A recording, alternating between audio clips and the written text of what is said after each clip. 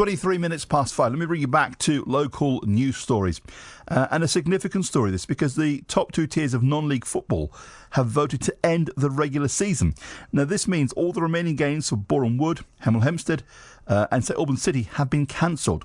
Now, the league will offer clubs the chance to vote on whether promotion and relegation could still apply. The Boreham Wood chairman is Danny Hunter. Danny, very good afternoon to you. Good evening. How are you? I'm well, so thank you for hanging on, Danny. Welcome to the show. Look, what's your reaction to today's news? I don't think it was a surprise to anyone. I think everybody realises football's secondary. They've just announced another sort of 760 deaths. We're over 18,000. There's other people putting that figure much, much higher. And to be fair, if I'm honest, the National League needed to show leadership far earlier than this.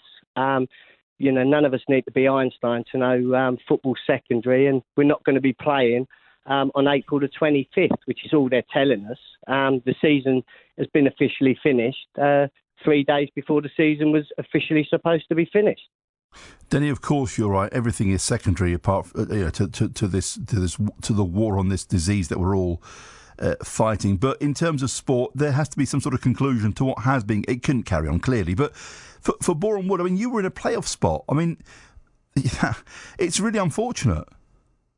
Yeah, but again, you look at it and, the one thing I've managed to do is to keep my staff safe, keep them paid, keep them, on board. And I think that's far more important than a playoff game. I just feel at the moment that sometimes, we all get caught up in Sky TV and Premier League nonsense and 750 million. We're non-league, and to me, the league needs to be finished. I can't see how you can have promotion or playoffs or relegation. People have to accept things for what they are. Would we be a loser because we're in a playoff place? Yeah, we would be. But that comes with the territory that, there's a worldwide pandemic, and people who want to argue about self-interest or, if you're in a relegation spot, you're not going to vote for a points per game and you be relegated at the end of the season. Every team other than us, wants to continue. If they're in the playoff spots. I don't see that. I can't see if we have a league that can't give us the rules of their competition. If players are out of contract on the 25th of April, if they can't tell us when we can sign players, if we want to go into playoffs with a different type of squad to the one that got us into the playoff places, it's all detrimental to the competition and it waters it down. And again, it somehow puts sport in front of a worldwide catastrophe. But Danny, you're right. Absolutely, I'm not going to disagree with you. No one can, of course. But this hopefully will be over at some stage, and then life will have to pick up again. Yeah. Can you tell me in any way how you can see until there's a vaccine? No, I can't. Yeah. Then again, we're all answering the same question. We want a higher body to give us an answer. Government can't give us an answer. The WHO we don't know. The trouble is, Danny, we don't know. The National League aren't going to give us an answer, are they? No, they don't know. So we don't know. But the trouble is, you're the chairman of a football club which has a lot of people supporting it and people involved in it. How do you prepare for that moment when somehow we can go back to a semblance of normality? I think you prepare by keeping your staff safe, your players safe. You've built a club from the bottom up, so it'll, the most important thing for most chairmen and owners is that we're still here at the end of this as a football club. I think that the nature of the beast being, does the playoffs matter? Does it matter?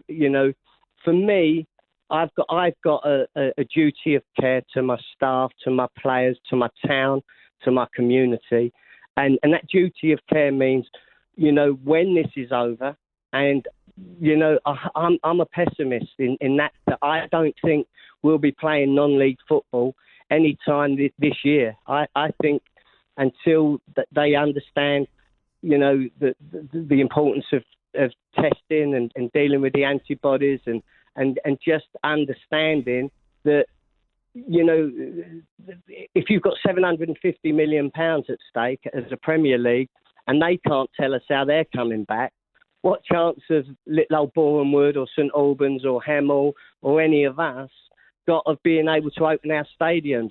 Everything about football is about emotion and people. So we score a goal. We can't pay our players if there's no one in the stadium.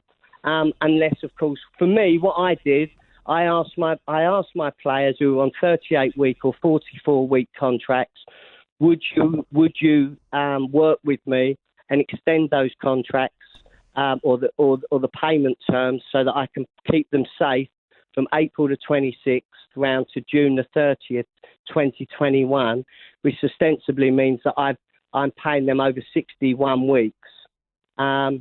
And that's where we found a way, all of us together, to find a way for me to keep them safe, them to be intelligent, and sooner or later the government will hopefully find a way where I can safely ask them people to come back. Can I ask you this? Yes. Boreham Wood are probably quite lucky to have a chairman like you in that case.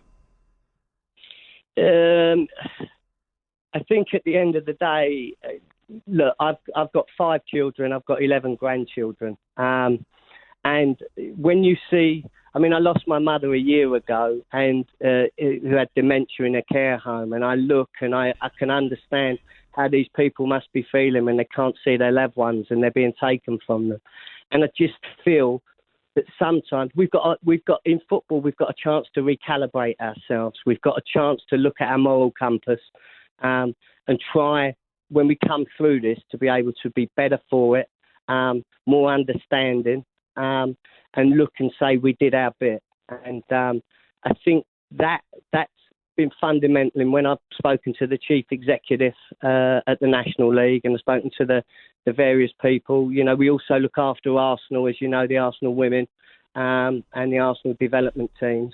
And football can be a very cutthroat industry at times, and sometimes they forget 3 points when there's life and death sort of situations that we're in.